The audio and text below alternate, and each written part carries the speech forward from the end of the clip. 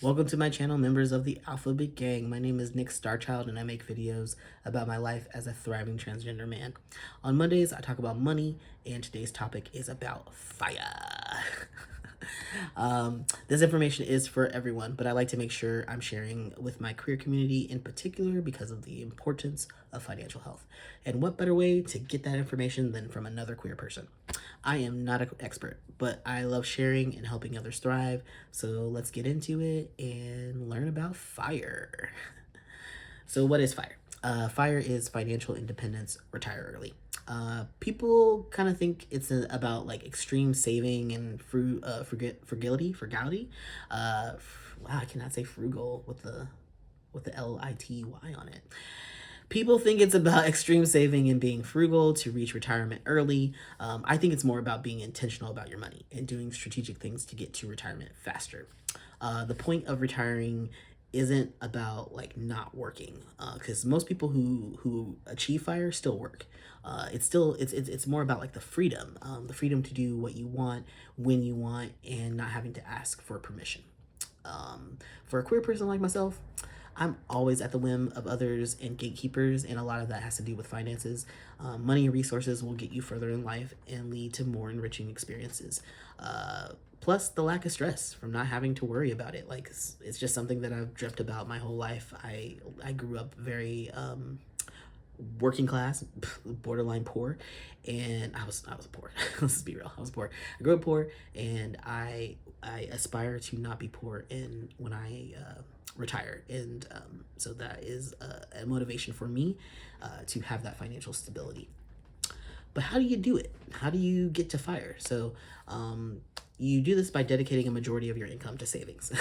Followers of the fire movement hope to be able to quit their jobs and live solely off small withdrawals from their portfolios decades before they reach the age of 65.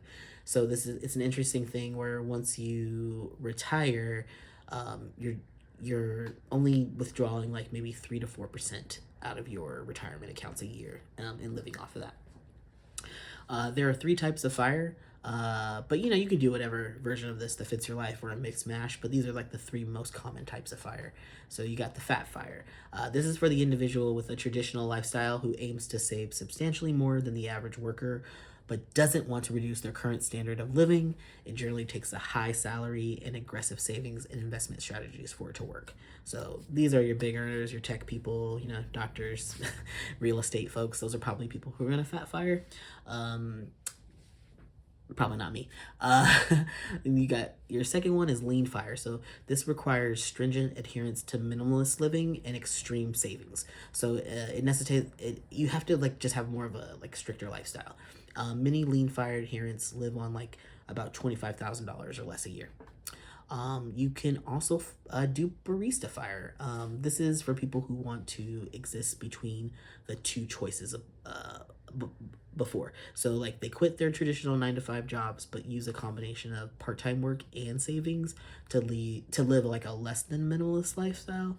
And the former lets them obtain health coverage, while the latter prevents them from dipping into their retirement funds. So those are the three types. Like I said, you can mix and mash. You can do whatever version of it that you want. The goal is just to reach fire as soon as you possibly can, whatever fire means to you. And you do that by how do you know, right? Like, how do you know when it's time to what's the number? When do I know that I can retire? That's your fire number. So how do you calculate that? Well, the rule is 25. The rule of 25 says you need to have 25 times your annual expenses to retire. To get this number, you multiply your monthly expenses by 12, and then you'll have your annual expenses. You then multiply that annual expense by 25 to get your fire number, or the amount you'll need to retire. So, for example, if your monthly expenses to live on are, after taxes, you actually, with how much money you need is like $2,500, right? $2,500 a month. That's how much you need. You really don't need more than that. You multiply that by 12, and that equals $30,000 a year. You then multiply that by 25. So $30,000 multiplied by 25. That equals $750,000. That's how much you will need in retirement if you were going to live off of $30,000 a year.